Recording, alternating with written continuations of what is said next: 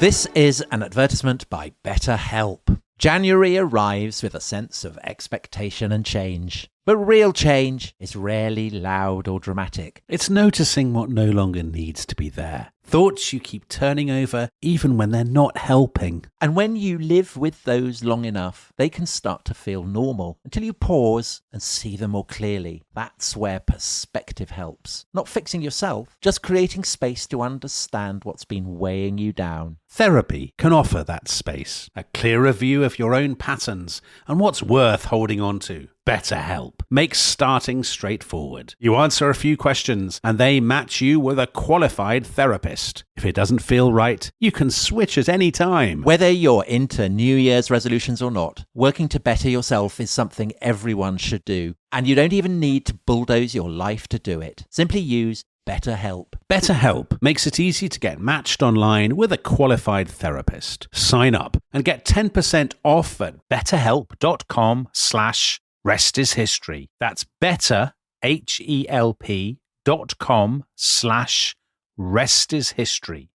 This podcast is brought to you by Carvana. Car shopping shouldn't feel like preparing for a marathon of paperwork. That's why Carvana makes buying and financing your car easy. From start to finish, search thousands of vehicles with great prices. All online, all on your time. And when you're ready, your new car shows up right at your door. It doesn't get better than that. Buy your car the easy way. On Carvana. Delivery fees may apply. When it's time to scale your business, it's time for Shopify. Get everything you need to grow the way you want. Like, all the way. Stack more sales with the best converting checkout on the planet. Track your cha-chings from every channel, right in one spot. And turn real-time reporting into big-time opportunities. Take your business to a whole new level. Switch to Shopify. Start your free trial today.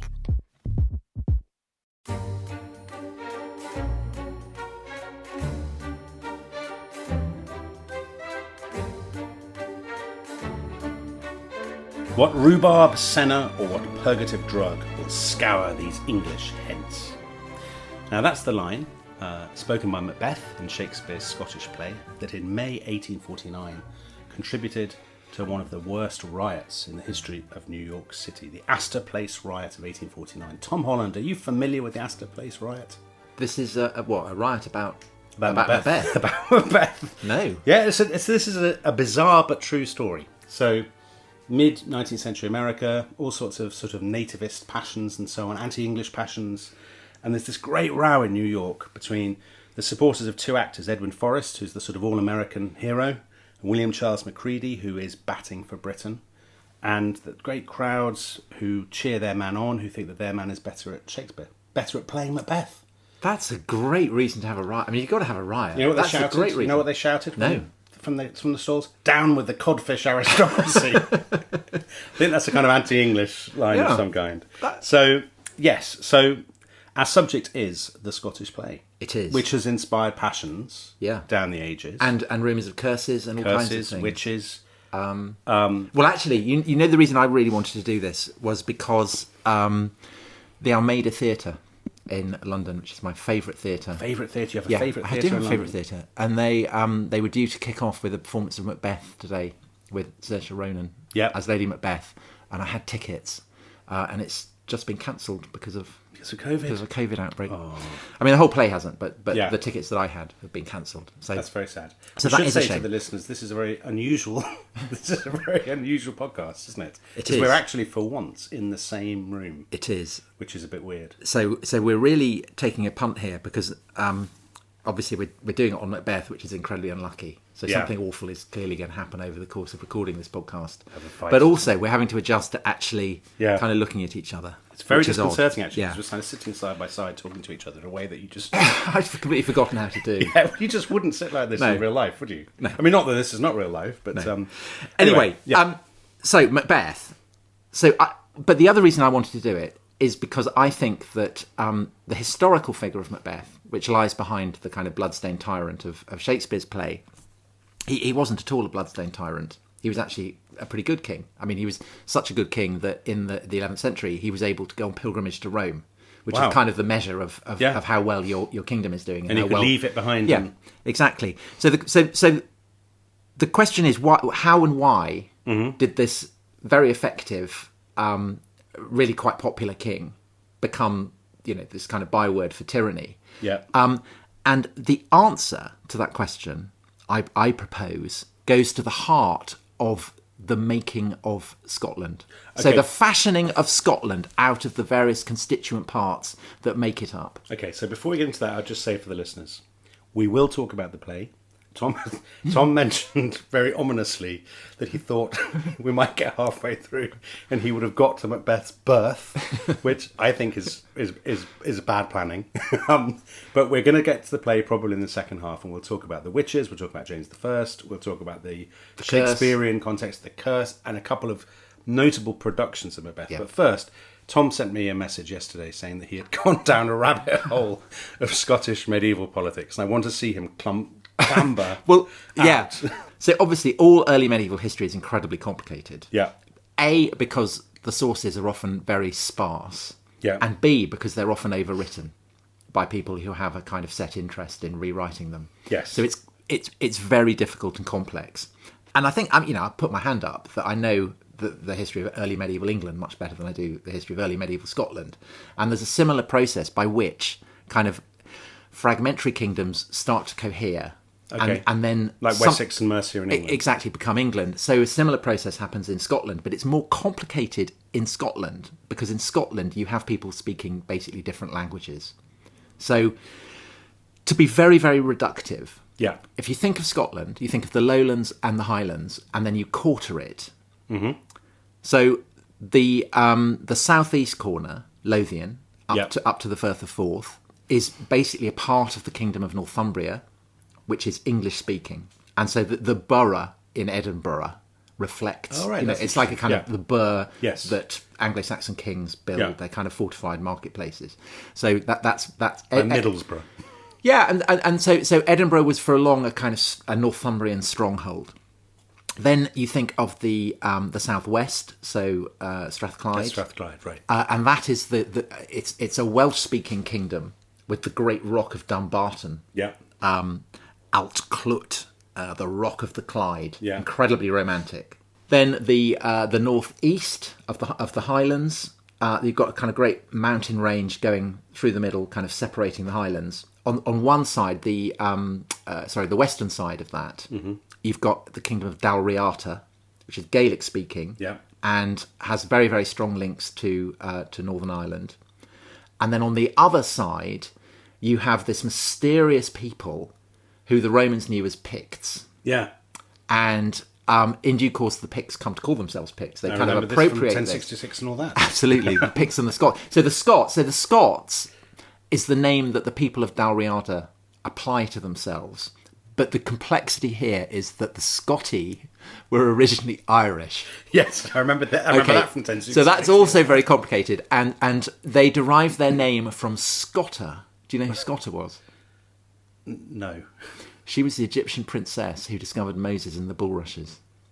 And she is That's then... very, it's unexpected. Yeah. Unexpected. So she is then supposed to have travelled to Ireland and established this royal line. Unlikely, I would say. Implausible, as your father would say. Yeah. So the kings of Dalriata claim a line of descent from the Irish or Scots. From ancient Egypt? Ultimately from ancient Egypt, because it's a marker of class. Now, in fact, this is not true, or at least the archaeological evidence suggests it's not true. So there are kind of tales of the Irish colonising Dalriada. Right. But there is no archaeological evidence for this just to whatsoever. Say, you were right. You have gone down a rabbit hole. I know. But this is all complicated because it's all about basically kind of kings manufacturing backstories for themselves. So which bit is Macbeth from? Okay. So just we'll come to that. Okay. But just keep in mind that you've got the Picts, you've got the Scots. Then you've got the British, the Welsh-speaking Britons of Strathclyde, and then you've got the English of Northumbria. Okay. And this is the kind of stasis that exists until the Vikings arrive. And as in England, Yeah. When the Vikings come, they smash up all the kingdoms, and it provides scope for the West Saxon kings in the long run to kind of pick up all the rubble, fashion it together, and construct a new kingdom, the new kingdom of England. Yes.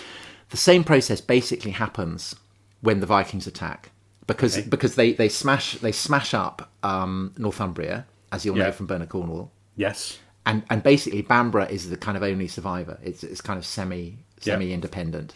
They attack and sack the fortress of Dumbarton. So the kingdom of the Britons is, I mean, it's patched together, but it's a shadow of its former self, isn't it? Yes. And there's a battle in which an alliance of the Dalriadans, so the Scottish and the Pictish kings, are attacked by the Vikings and kill both the kings of Pictland and Dalriada. And I was reading a history of early medieval Scotland, and it's absolutely classic kind of sentence of the kind that you get in histories of early medieval Scotland. And it said, "This is one of the most decisive battles in British history. However, we have no idea when it was fought or where, Right. or who was killed in it. So they even know who So we don't even know the names of the kings." Right. But basically, story. So all of these kingdoms either get kind of smashed to pieces or decapitated. Yeah. And out of this carnage, there emerges a shadowy figure. Please tell me this is Macbeth. No, it's a guy called Kinnaid MacAlpin, who is commemorated as Kenneth MacAlpin. Yeah, and this inaugurates a wave of people called Kenneth and Malcolm. It does. We're hundreds of years away from Macbeth at this point, right? So we're about 870. So we're about 100 years, about 120 years from his birth. Okay, but we're getting there. We're getting there because the thing about Kenneth MacAlpin, is that he establishes a line of kings, but also he seems to have fused the Dalriada and the Pictish traditions. So people debate whether he was a Pict who spoke Gaelic. Whether he was a Gael who kind of had married into the Picts. I mean, it's unconfusing. Right. But basically, he's able to... So he's either a Pict who spoke Gaelic or a Gael who spoke Pictish. He doesn't speak Pictish. Okay. He definitely doesn't speak Pictish because the significant thing that happens is that over the course of the century that follows, Pictish starts to vanish. Okay, let's not get into Pictish. No, I know, but the tradition that comes to be told is that the Gaels had conquered the Picts and kind of wiped them out, which is why Pictish... Again, this is a kind of back projection of what seems to happen, which is that there is a kind of pooling of Pictish and Dalriadan identities and interests. The kings who follow Kenneth MacAlpine, most of whom are called either Malcolm or Kenneth, very, very confusingly, they're able to establish this kind of kingdom that combines the best of the Pictish and the Scottish traditions. But because it's Gaelic speaking, it comes to be known as Alba, which is the Gaelic for the whole of Great Britain, but it comes to be particularly associated. Presumably related to Albion. Yes. So initially, so it's Alba is the kind of Gaelic version of Albion. Yeah. But the kingdom of Alba comes to be this Dalriadan Pictish. Okay. So that's what's going on. Then over the course of the 9th century, obviously you have the English state emerging and becoming increasingly powerful. Mm-hmm. So you have Athelstan, for instance, who launches an invasion to impose English supremacy on it. And becomes Emperor of all Britain. But his successors discover that they can't basically keep a hold on the northern reaches. I mean, not just of Britain full stop, but of the northern reaches of Northumbria. And so basically the Scottish king starts to kind of annex them. But it's all very incoherent, it's inchoate, it's not entirely clear what... This is not in any way stable. Yeah. And a crucial complication here, which is a kind of gap in the sources, and so it's quite hard, it's like kind of looking for a black hole, is the uppermost reaches of what had been Pictland. So what is now kind of Inverness, Moray Forth, that kind of region. So this had been a Pictish kingdom called Fortriu. Right, as if we need another kingdom. And it re-emerges about 150 years later as the kingdom of Moray. And that's Macbeth's kingdom. That is Macbeth's kingdom. Okay, so I can see Macbeth at the end. We're in a massive tunnel, but I can just about make Macbeth out at the end of it. So the two aspects of Scotland when Macbeth is born in about 1000 AD that have to be borne in mind, which are subsequently kind of overwritten and reconfigured, are firstly, the Kingdom of Alba of Scotland does not yet correspond to Scotland as it is now. because the kingdom of Moray, it's it's a co-kingdom, it's a kind of sub-kingdom, but it's not entirely absorbed into the kingdom of Scotland. And it's mainly in the Highlands, it's around Inverness, Cawdor.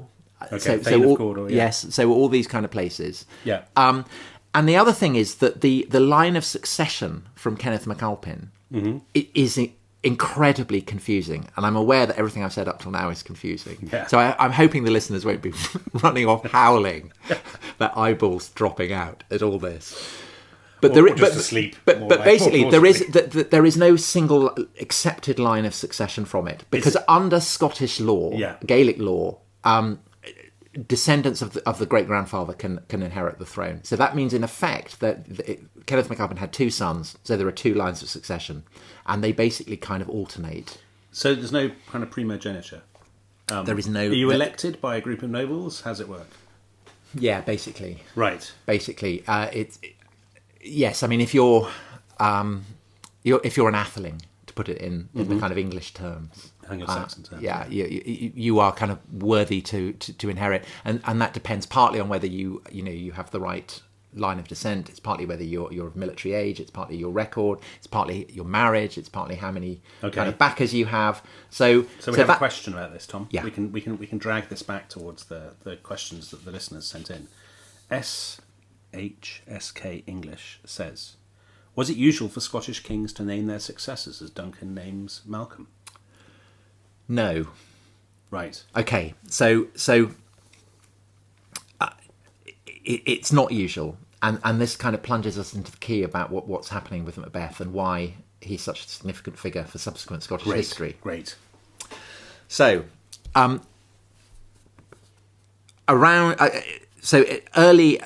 11th century. Yeah. The age of Canute. Yes. Great. So Danish king. England's focus is kind of the North Sea Empire, isn't it, of Canute and all that stuff? Yes. 1005. Yeah. You have one of these classic events of early medieval Scotland when Kenneth, the son of Malcolm, is killed by Malcolm, the son of Kenneth. That's brilliant. So, Malcolm, the son of Kenneth, becomes Malcolm II. Right. And he's the King of Scotland. Yep. He's a very effective player, but his first... So the King of Scotland, this is not Moray. No, he's the King of Scotland. So this Moray is still part. We'll come to Moray in a minute. Okay. But we need to get Malcolm II. Because so he's the king of the rest of Scotland? Yes, basically. Right. Well, he's the King of Scotland, because Moray is not yet a part of Scotland.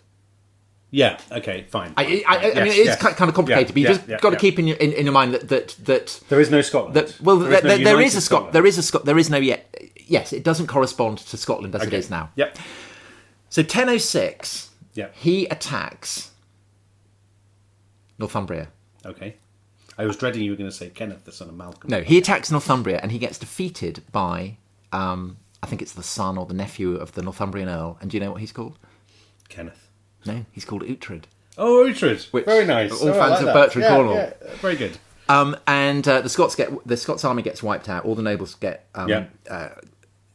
beheaded. Their heads get taken to the women of Bamborough who braid their hair. Oh, nice. And then each woman who braids the hair of a severed head gets a cow for her work from Uhtred. And then they're stuck on spikes around Bamborough and Durham. Yeah. So this is a kind of great victory for Northumbrian arms, and it looks like Malcolm is, he's a busted flush before he's even begun. Angela Rayner would say that's just how we do things in the north. Yes. So they're treated like scum. Right. Yes. These poor Scottish nobles. But Malcolm is he's a survivor, and he's a canny player, and he retrenches and he consolidates his power, and then in 1018, so kind of 15 years later. He invades again, and this time it's a smashing success. And this is the Battle of Carham, which effectively establishes the River Tweed as the border between what will become Scotland and England. Right. And the English lands of Lothian, which had been part of Northumbria, become a part of Scotland. And so this is all kind of happening on. Now, Malcolm wants to nail down his son has died, but his grandson is a guy called Duncan. We all know Duncan. And Duncan, in turn, has two sons, Malcolm and Donalbain. Okay, yes, this is all very familiar. So Malcolm wants to nail down Duncan as his heir, despite the fact that there are kind of alternative candidates. Yeah. And one of those candidates is the King of Moray, who is called Macbeth. Finally. Okay. So how old is Macbeth at this point? So, Malcolm dies in 1034. Mm-hmm. So Macbeth, he's probably born around 1000. So His mid-30s. he's in his mid-30s. And he is... So his grandfather was called Rory. All right. Rory. Okay. So is his grandfather Irish or Gaelic? Gaelic. Gaelic, yeah. Yeah, because they're all starting to speak Gaelic by this point. Yeah. His father is called Finlay. He's a rather ineffectual guy who is, he wants to, he has ambitions to become more powerful than he is as King of Moray, but he's a bit ineffectual. Right. He gets murdered by his nephews, so Macbeth's cousins. Macbeth has to flee, probably to Ireland. Okay. Then Macbeth comes back. By this time, the elder of his cousins has died, but there's the younger one, a guy called Gilla Comgane. So not Malcolm, not Kenneth. So this is an exciting development. Yeah. He gets burnt to death. We don't know whether it's Macbeth who does it, but perhaps it was. Okay. Macbeth stands to benefit. And then Macbeth marries... Macbeth marries a woman who is a descendant of Kenneth MacAlpine from the opposite line from the one that Malcolm II has come from. So that gives him a bit of a claim, right? It does. So he's now secure on the throne of Moray. Yeah. And he's married this woman who becomes Lady Macbeth. And do you know her name? Sheila. Gruach. Gruach. Okay, that was unexpected. Gruach. And she has a son, Lulach. So what language is this? This is Gaelic. Okay, that's Gaelic as well. So there's always, from the play, there's always this famous question, how many children did Lady Macbeth have? Yeah, yeah. Because she describes having babies, but then she says she has no, Yes. They have no children. Yeah. But actually they have one. They have this Lulach. Lady Macbeth does. So this becomes Macbeth's foster son. So Macbeth is an obvious candidate for those who are opposed to Duncan. Yeah. And Duncan, unlike in Shakespeare's play, is not a kind of wise old guy with a long white beard. He's a rather rash, hot-tempered guy, again in his mid-30s, same age pretty much as Macbeth. And he decides that he's going to launch a preemptive strike against Macbeth because he can see that Macbeth is consolidating his power in Moray. Duncan doesn't really want a bit of this. So he invades. Mm-hmm. Macbeth goes out to meet him, kills Duncan in battle. And so Macbeth is then the only candidate to become king and becomes king. So Macbeth has been very hard done by at this, judging so far. I mean, he hasn't behaved badly at all. Well, apart from burning his cousin to death, perhaps. But we don't even context, against general bad behaviour, I would say. Yes. I mean, that's kind of very much par for course. He doesn't. So he's not Richard III. He doesn't stand out to people at the time. No, not at all. As tyrannical, Absolutely not. No, not so at all. So then he's not toppled straight away, is he? He has 10 years or something? No. So he becomes king in 1040. Yeah. And Duncan's sons, Malcolm and Donalbain, flee, as they do in the play. Yeah. In the play, they go to England.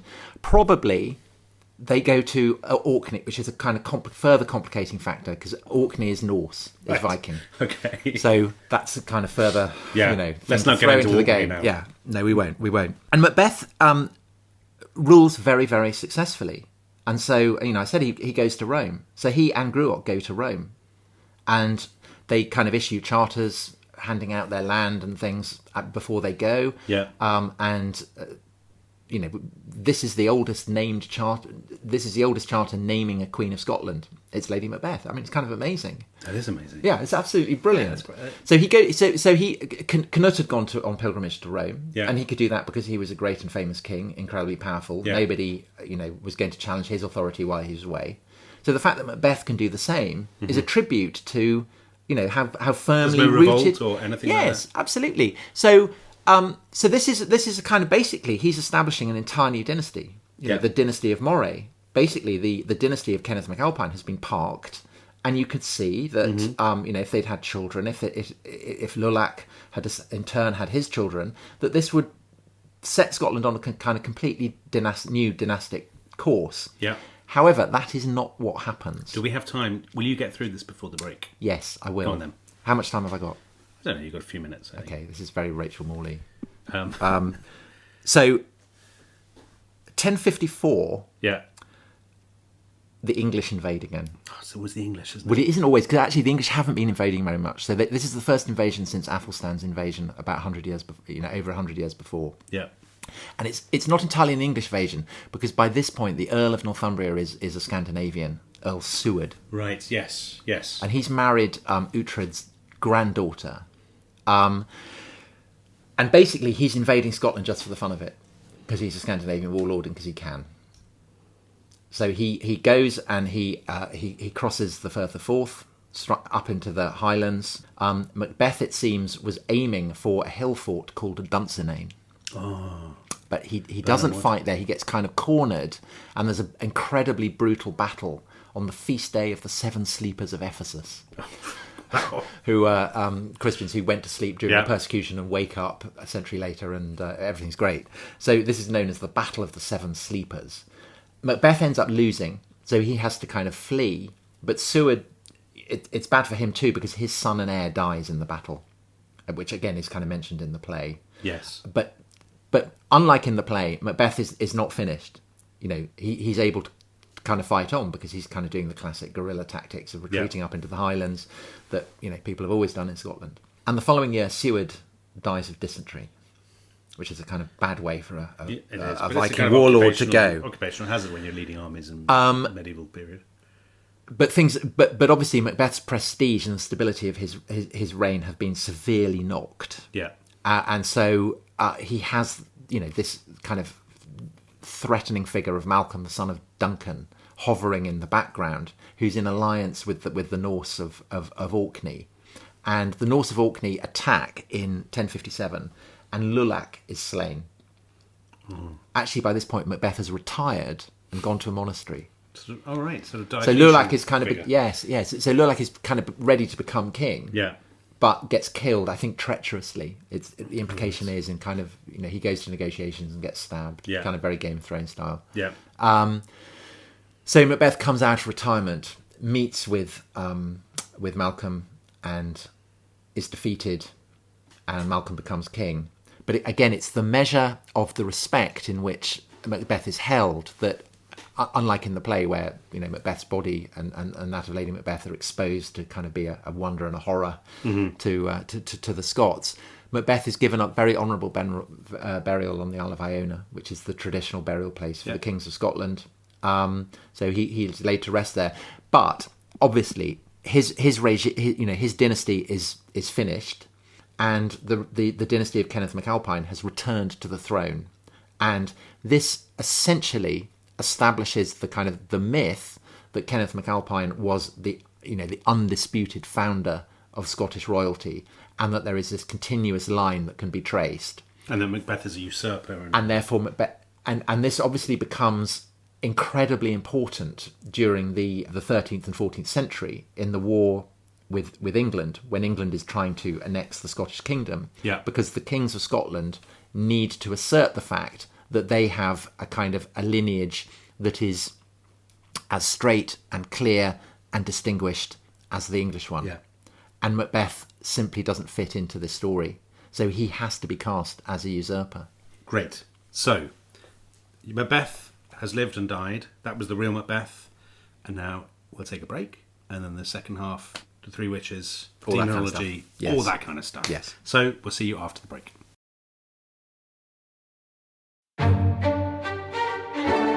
This episode is brought to you by the Financial Times. I think we both agree, Dominic, that in the clamour of countless voices competing to break the news and telling you the what, the who, and the where on these stories, there's often something missing, isn't there? There is, Tom, because I think to get a true understanding of any story, you really need to know why.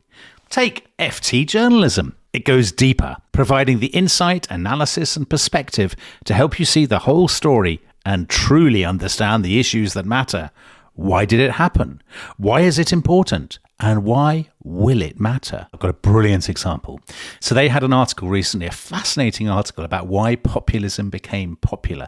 And this Financial Times article absolutely delved into that. It was so interesting. And does it nail it? Yeah, it nailed it. Absolutely nailed it. And it really made me look at populism in a new light. Well, if you're interested in the why, we have good news. Yes, listeners to The Rest is History can save more than 40% on an annual digital subscription to the Financial Times by visiting ft.com/history.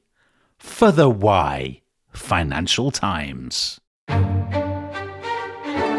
This episode is brought to you by Rocket Money. Tom, we often talk about how to organise our finances. I'm very conscious that I'm paying for a lot of mad subscriptions. And there's one thing that we've talked about often on this show. It's the thing that we probably hate more than any other, and it's a hidden fee. I would love to get my finances under control. There are all these things piling up on our bank statements, and I think I need to fix this problem. I need to sort this out and to stop this. I mean, my finances are so chaotic that I need this app. So I'll tell you what it is. It's called Rocket Money. It's a personal finance app that helps find and cancel your unwanted subscriptions. It monitors your spending and it helps to lower your bills so that you can grow your savings. With Rocket Money, you can track all of your subscriptions and you can easily cancel within the app with just a few taps, saving you time, avoiding charges. And you can also set budgets and goals and get personalized insights and regular reports to track how you're doing. They will even send you real-time alerts for large transactions, upcoming bills, refunds, and even low balances. So let Rocket Money help you reach your financial goals faster. Join at rocketmoney.com/ishistory. That's rocketmoney.com/ishistory. rocketmoney.com/ishistory.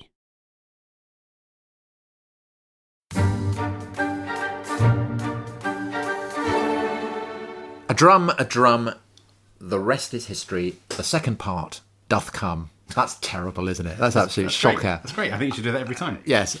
So we're talking about Macbeth. In the first half, we've plunged into the absolute bog that is early medieval Scotland. And we've now dragged ourselves out of that bog. Well, you were in that bog. Yeah, I was in that bog. You were just kind of watching, offering helpful questions and scoffing. Just laughing. So basically, we've established the reason why Macbeth is kind of transformed into this figure of a usurper. Yes. And by the 16th century, when Ralph Holinshead, the great chronicler, not just of England but of Scotland and Ireland, is doing his chronicle, Macbeth, the story of Macbeth with the three weird sisters and Banquo and Macduff and all that kind of stuff, it's there as history. Yes. And Dominic, we have a question here from Barry Grogan. If James I of England, the 6th of Scotland, wasn't king, would Shakespeare have ever written Macbeth? It appears to be somewhat of a Scottish story for the newish Scottish king of England. So what is the context for Shakespeare deciding to pick up on this story that he's found in Holinshead's chronicle and running with it? Well, I think... I don't know whether you'll disagree with this or not, but I think there's no possibility he would have written Macbeth had it not been for James becoming king. I mean, I suppose there's an outside possibility, but it's deliberately written for a new Stuart king. So to give the context here, Elizabeth I has died in 1603, and James VI of Scotland has become the first Scottish king to rule England as well. So there's this sort of... The Anglo-Scottish stuff is in the ether. There's a lot of anxiety. It's an incredibly paranoid time anyway, as everybody knows, fears of plots and so on. Now, the gunpowder plot plays a huge so Macbeth part. comes out in 1606. That's when we think it was first performed. So, and the gunpowder plot is... but the gunpowder plot is 1605. Yes. So it's absolutely written in the shadow of that. So that's what we think. So basically... Shakespeare and his company, they end up becoming the king's men. They have the patronage of James, which obviously you want if you're a theatrical company. James believes that he is descended from Banquo.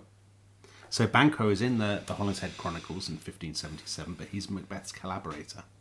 So Shakespeare changes Banquo's character. So Banquo becomes the voice of virtue, horrified by Macbeth's crimes, the ghost at the feast and all that stuff. And Fleance, his son, escapes exactly to become the forefather of Mary Queen of Scots and James. Precisely. So it's clearly flattering James in that sense.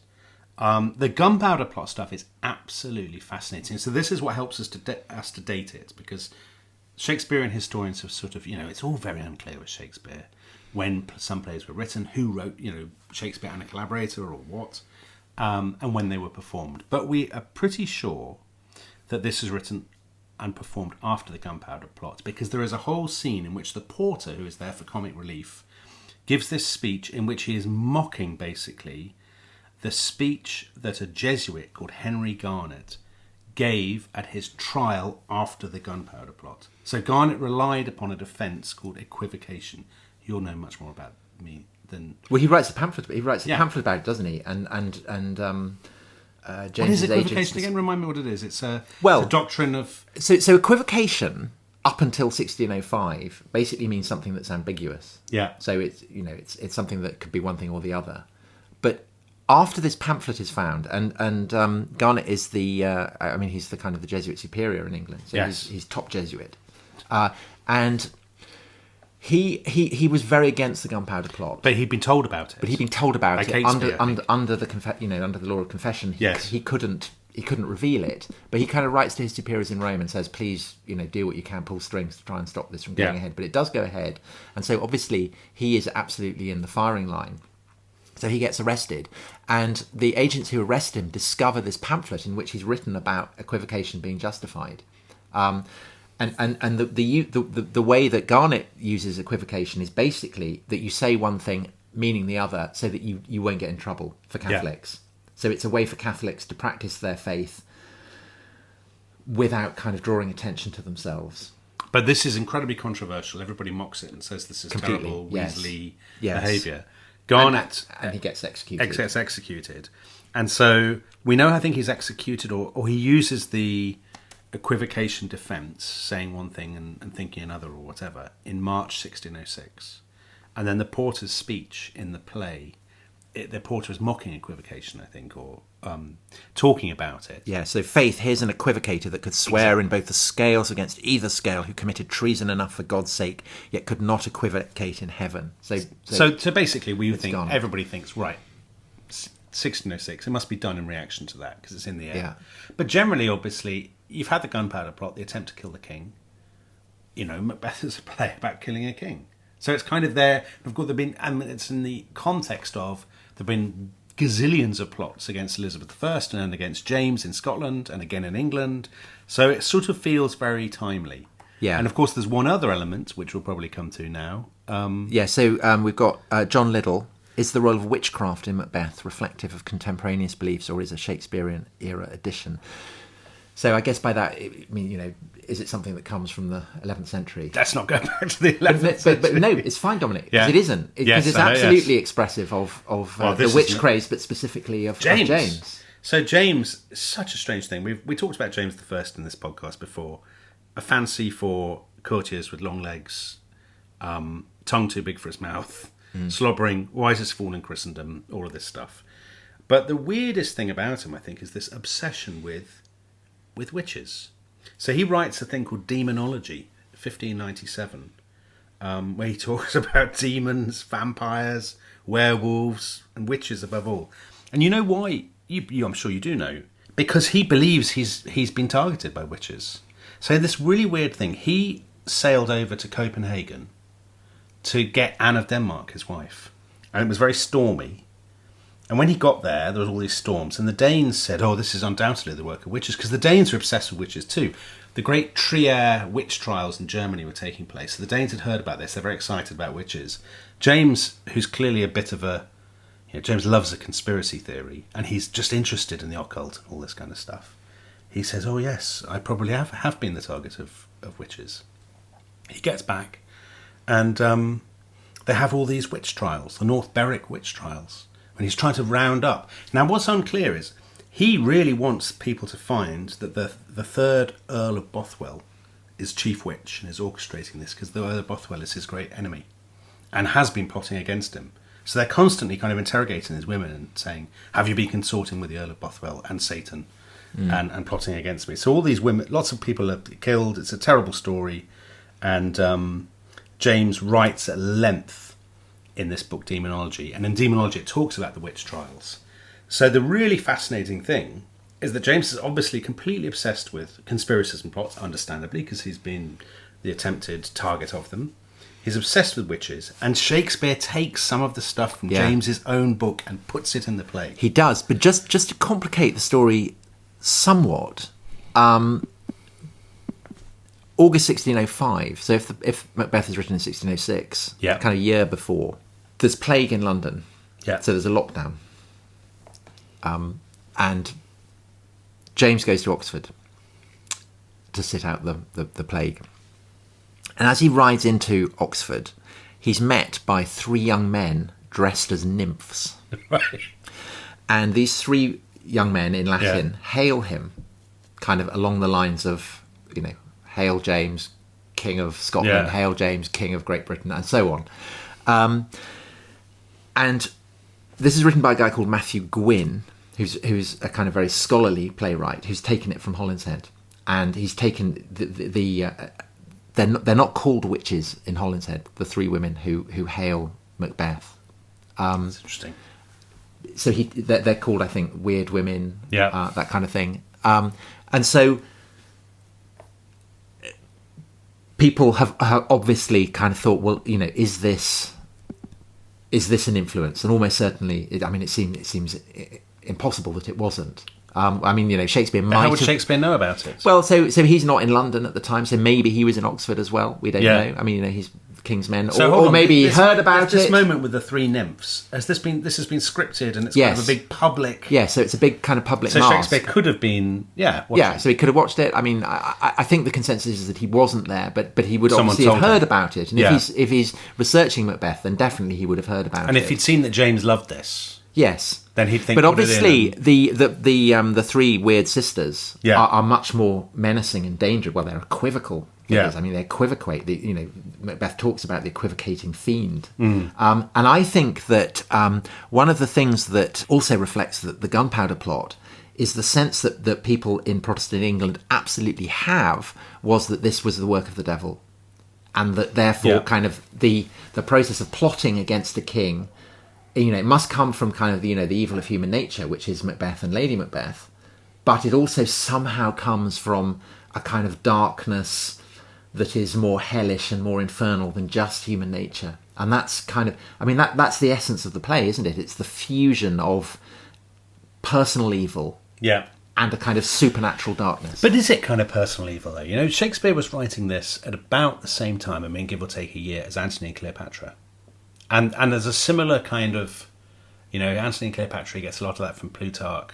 There's a kind of nobility to Antony and Cleopatra that is undone tragically. Their ambition leads them astray and stuff. There's a bit of that in Macbeth and Lady Macbeth. Yeah, they're not pure evil. No, they're not. But that's the tragedy, isn't it? That Macbeth is a kind of great man who's won a great battle and who is given all kinds of titles.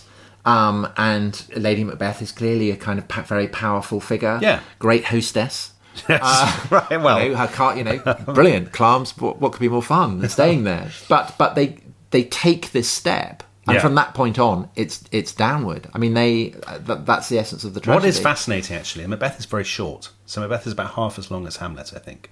And some Shakespearean scholars say, Macbeth and Lady Macbeth leap by Shakespearean standards very quickly from thought to deed, and their motivation is not always entirely clear. And some Shakespearean scholars think that the text that we have is a fragment of the original Macbeth, and that what we have basically is a prompt script.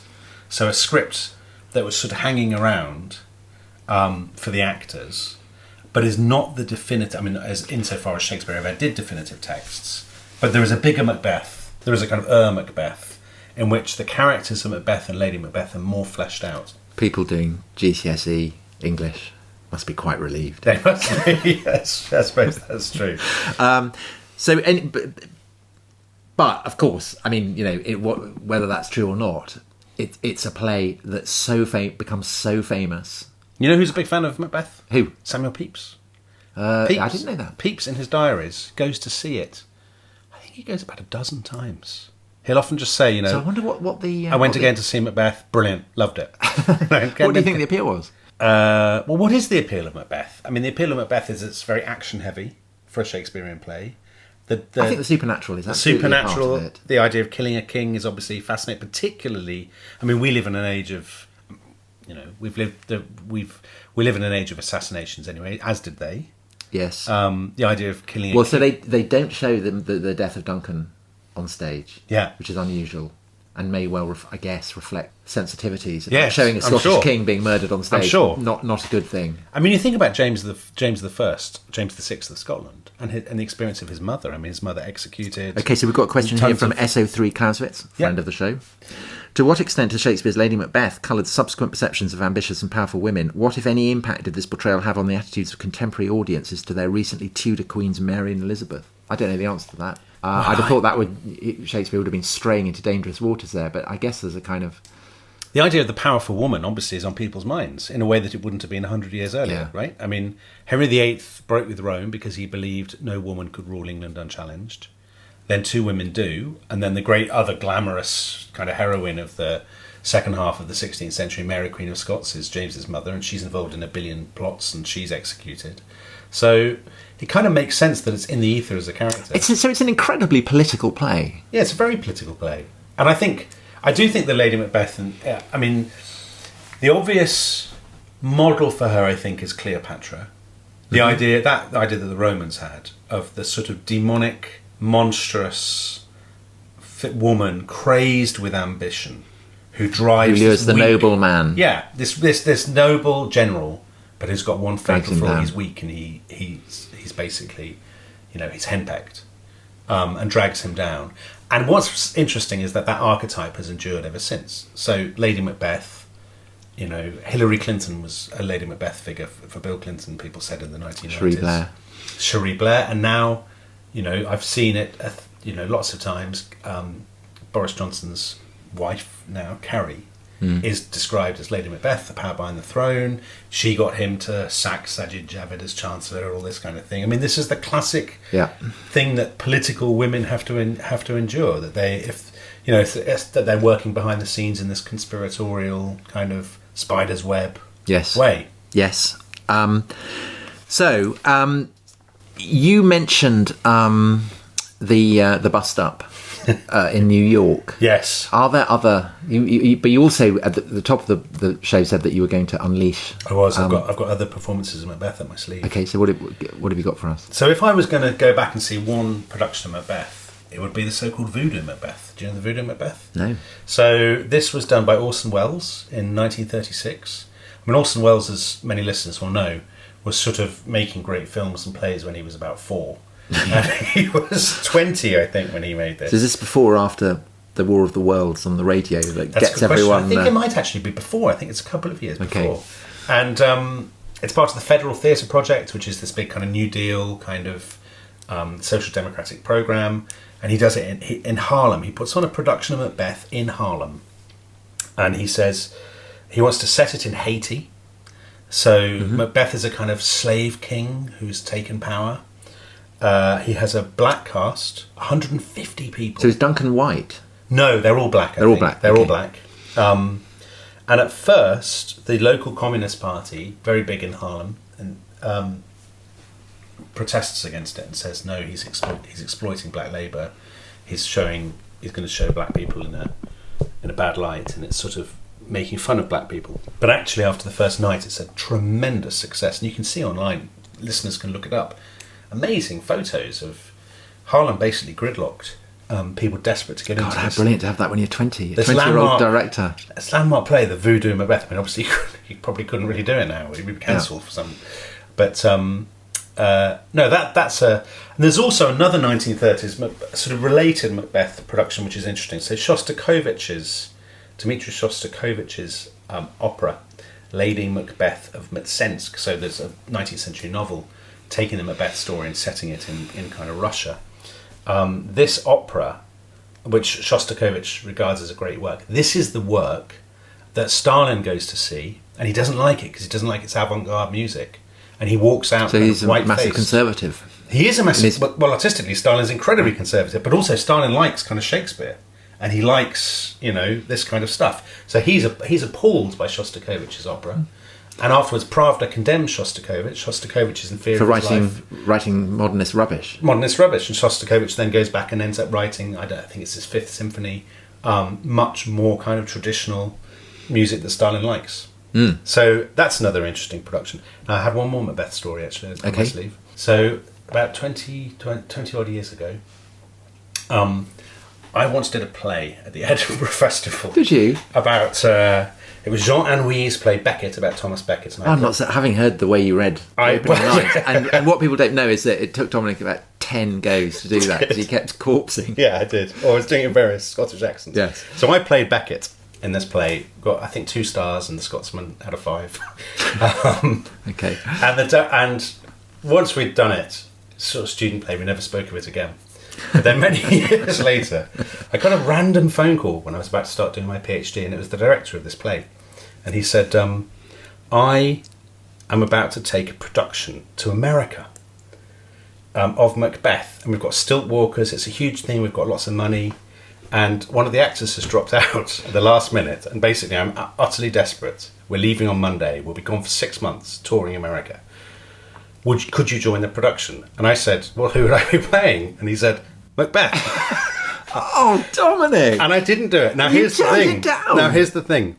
That man went on to direct Paddington and Paddington 2. Oh, Dominic! So if I'd only played my cards right, I would have been Paddington, and you'd be doing this with Ben Whishaw. Hollywood's Dominic Sandbrook. Yeah. Well, I mean, having heard you read, do you want to just do it with a Scottish accent? Because it's my Scottish accent is shocking. No, but go on. What rhubarb, senna, or what purgative drug will scour these English hence? Well, so that, I think, leads us very neatly to the idea that Macbeth is a cursed play. So we've got had loads of questions about that. So Julian Lennox, speaking for many, many others, what is the story behind the play being cursed? Julian's mum is an actress and only refers to it as La Escocesa. She's Chilean and spits and knocks on wood if you say its name. But don't people walk around a theatre and they turn around 3 times and something have to swear or something? Something like that. Yeah. So I read online and doing my intensive research that this is because provincial plays used to put on Macbeth when they were running out of money. That's what it says on Wikipedia. Yeah. Not true, according to you. Well, so I'm drawing on James Shapiro. Okay, he's probably a more authoritative source. Who I think must have written about the bust-up in New York, because he wrote a whole book about American reactions to Shakespeare, which I haven't read. But I have read his book on 1606, the year of King Lear, which is also the year of Macbeth, and he writes loads about Macbeth. So I checked it, and he says that the origins of this curse is as late as it's the end of the 19th century, and it originates with Max Beerbohm, who's writing a review of a play, and he, just for fun, he makes up a story that he attributes to John Aubrey, the 17th century Brief Lives guy who actually lived in Broadshot, the village where I grew up. So we're very proud of him. Anyway, so he fabricates a story which he attributes to John Aubrey, that the boy who was playing Lady Macbeth gets sick. Yeah. And so Shakespeare himself has to step in to play Lady Macbeth. And obviously Shakespeare has a beard, he's bald. he's unconvincing. He's unconvincing. So this is the origins of the curse. Well, that's it. That's not much of a curse. Yes, it's that's apparently where it begins. That's where the story begins from. But obviously he's going with the grain of the fact that there are all these witches and devils and you're quoting smoke of thunder. James Shapiro's version. The version I read came from Sir Donald Sinden.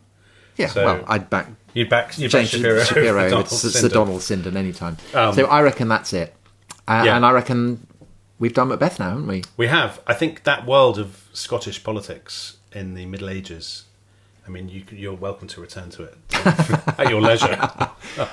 It is interesting, though. Don't you think? I think it is interesting about how nations, because Scottish identity now is, it's a massive political fact that is, the whole future of the United Kingdom, and the fact that it kind of, the idea of Scotland begins in such a kind of complex, tortuous, twisted way. And it's exactly the same with English identity. Yeah, of course it is. Of all national identities.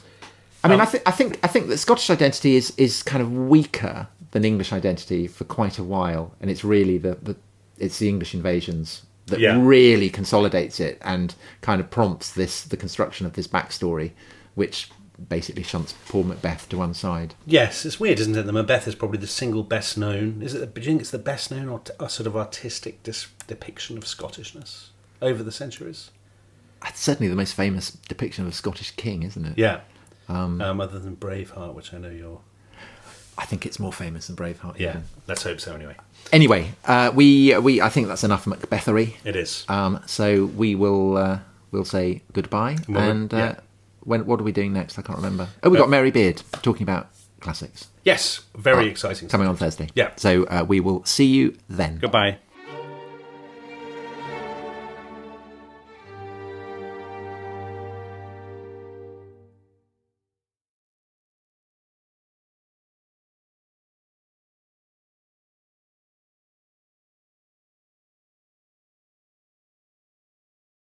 Thanks for listening to The Rest is History.